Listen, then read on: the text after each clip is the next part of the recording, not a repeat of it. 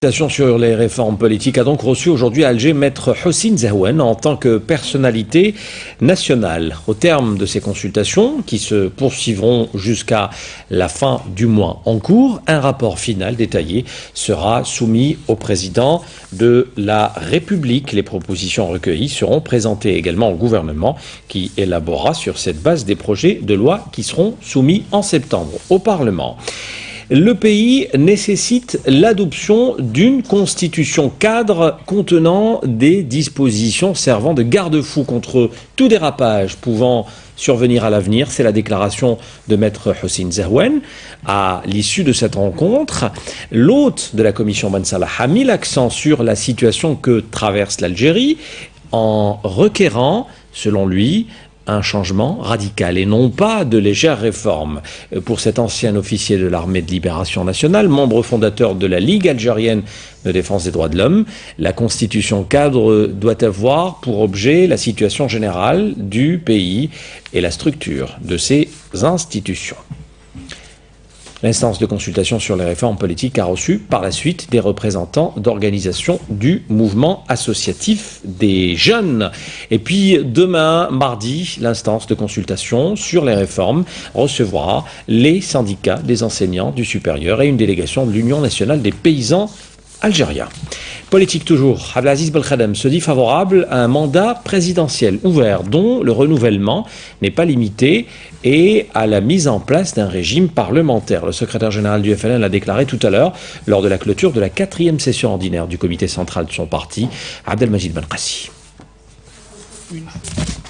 Rapport portant sur la révision de la Constitution présentée, contenant 2 propositions. L'une préconise un mandat de 5 ans renouvelable une fois, l'autre un mandat de 5 ans ouvert. La question n'a pas été tranchée, même si Abdelaziz Belkhadem, quant à lui, s'est dit favorable à un mandat présidentiel ouvert et à la mise en place d'un régime parlementaire. Pour ces choix fondamentaux, surtout ceux qui portent sur la Constitution, le premier responsable du FLN veut consulter la base du parti avant toute prise de décision.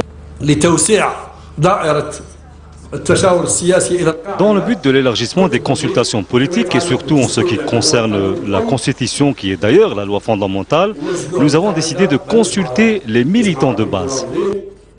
Sur un autre plan et au sujet des consultations politiques initiées par le président de la République, Belkhadem dira: on doit tout d'abord écouter ceux qui font l'opinion, où qu'ils se trouvent dans les partis politiques, les intellectuels, qu'ils soient dans les associations ou les organisations, et ce sont ceux-là qu'on doit écouter, tout en prenant en compte les points de vue des autres et surtout de l'opinion dominante. Et pour l'instant, on ne l'a pas encore vu.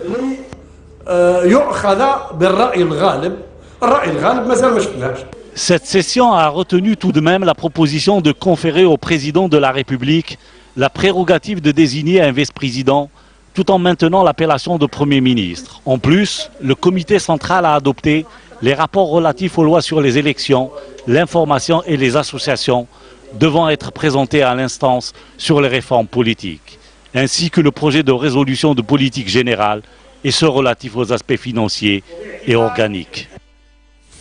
Le débat à l'APN sur la loi de finances complémentaire 2011, les députés discutent de la LFC pour cette année. Ils ont demandé notamment la rationalisation de l'aide agricole pour surmonter la dépendance alimentaire. Les députés de l'Assemblée ont appelé par ailleurs le gouvernement à entamer un dialogue sérieux et profond avec tous les acteurs et partenaires en vue d'élaborer une stratégie nationale de développement économique à long terme. Le premier argentier du pays, lors de la présentation hier, avait pour rappel expliqué la particularité de la loi cette année avec la prise en charge des mesures socio-économiques prises récemment par le gouvernement. L'économie, toujours avec la clôture de la 44e foire internationale d'Alger. La FIA